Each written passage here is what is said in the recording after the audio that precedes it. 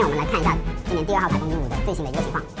昨天夜间到今天早晨台风鹦鹉的话一直都维持我们原先预测的这个路径，就非常稳定的向西北方向移动。昨天夜间的话已经从我们珠海的南边的这个海上掠过，今天早晨的话它已经来到了上川岛以南的这个海域。我们预计的话，它在接下来的这个上午的这个时间段的话，会继续稳定的向西北方向移动，会在今天上午的8点到10点之间，会在阳江的这个沿海地区登陆。我们预计的话，这个鹦鹉的话在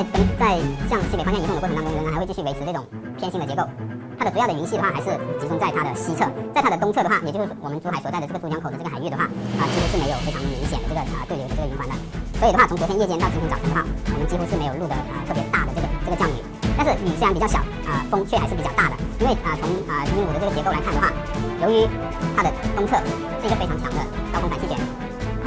台风和高空反气旋之间的这个巨大的气压梯度的话，实际上是导致了我们鹦鹉的东边是主要的强风区的这个位置。所以的话，我们从昨天夜间到今天早晨的这个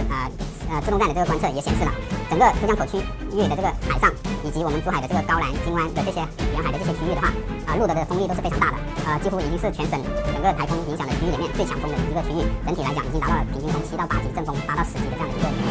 风力。